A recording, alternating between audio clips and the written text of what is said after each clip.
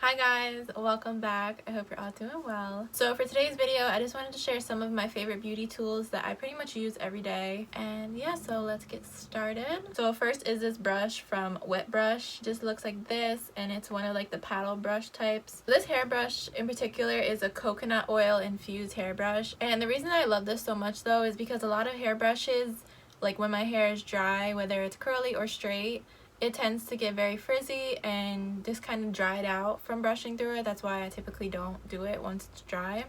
But with this brush, I always notice that my hair especially gets very soft and smooth looking. Sometimes like when it's straight, it does get a little bit too greasy, but I think that's just because like the oil is building up from my hair in general, and then brushing it out, it just isn't making the problem better. That being said, if you do need like maybe a little bit more moisture in your hair, if it's dry, I would definitely recommend this. I got this I think from Target, and I'm pretty sure that they still have it there. They also have other ones. I think they had like a tea tree oil. This is just your basic comb. I really use this because I like to do my hair in like half up, half down a lot of the time with like the ponytail. So this helps with parting your hair as well as getting any bumps out. You can get kind of like particular with it, and yeah, I love this. I don't know what brand. I want to say this is from Conair or something. But anything like this, I'm pretty sure they even have this at the dollar store. The next, I got these from Ulta. I want to say these were like $15. Do I think they're actually worth $15? Probably not. These are also from Wet Brush too. It's just hair clips that look like this. Open them. These are really helpful if you straighten your hair or style your hair at all, because you can just clip your hair back. That's kind of cute though. For the longest time when I was parting my hair to like straighten, you know, maybe the back of it, I would always use hair ties. And when you're using hair ties, it basically defeats the purpose of straightening your hair, because then you start getting bumps. These work really well. And Ulta has other brands of hair clips too, or you know, you can just go on Amazon, but I definitely think that they have helped a lot. Those are all of my hair tools that I recommend. So now I'm going to move on to face. First, I have these tweezers from Revlon. They're just these silver slanted kind of tweezers. Love these so much. I've had these for years. Doesn't feel like all that sharp, but like it can get up in the eyebrow and pluck anything away. And I don't think they were that expensive. I want to say maybe under $15. I don't know about you guys, but my eyebrow hairs get very long, and I remember in high school I would have like really thin eyebrows because they would be going like all crazy and just stick straight up or stick straight out. So I would pluck them because I'm like, I don't know what else to do. As I got older, I realized that there's nothing really wrong with these hairs, and I'm just plucking them out, when in reality I just need to like trim them down a little bit. So I finally bought scissors meant for your brows. I got these from Target. These are maybe like $10. They're very sharp though. They're just perfect. What I like to do is just brush my eyebrows straight up and then just go in and trim them, like the ends of them, just so that they're not ridiculously long.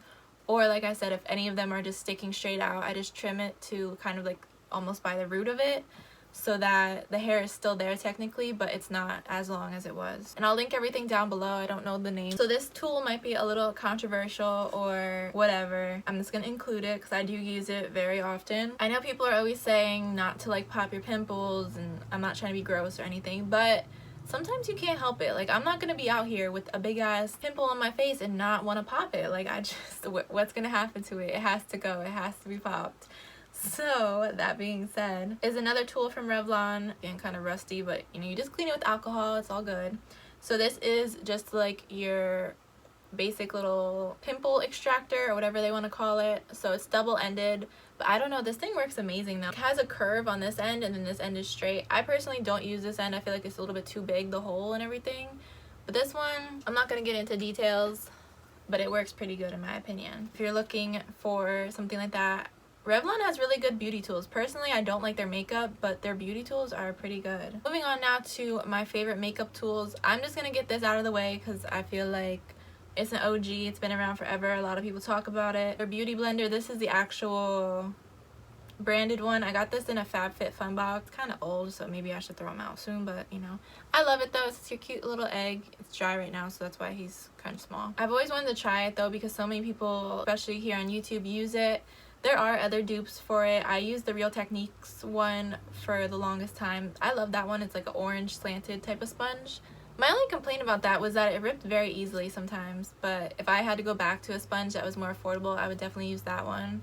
I know a lot of people love e.l.f. sponges. I personally haven't tried it, but the Beauty Blender one I think is great. If you don't really like to use sponges to blend out your makeup, I have two really good foundation brushes, or just like all over face brushes. Sorry, one is dirty. I used it today to do my makeup, but the other one's clean. So this one is from e.l.f. This is the Ultimate Blending Brush. I love this. It's just so soft. I feel like it blends in your makeup, doesn't leave any streaks, just gives you like that nice airbrush finish. And then this basically does the same thing. I think it's more of just like a preference or which one you want to get. From Real Techniques, you can tell it's been through a lot. The name is pretty much rubbed off on it. I got this I think from Ulta. I kind of like this one because it's a little bit smaller, so if I want to get like more close to my eye or like around my nose, this one I feel like it's nice to blend out like on my big ass forehead or like on my cheek. But I think they're both great and extremely affordable. Real Technique has some good brushes, which leads me into some more brushes from Real Technique. So if you're looking for like under eye brush, I love this one. This is their setting brush.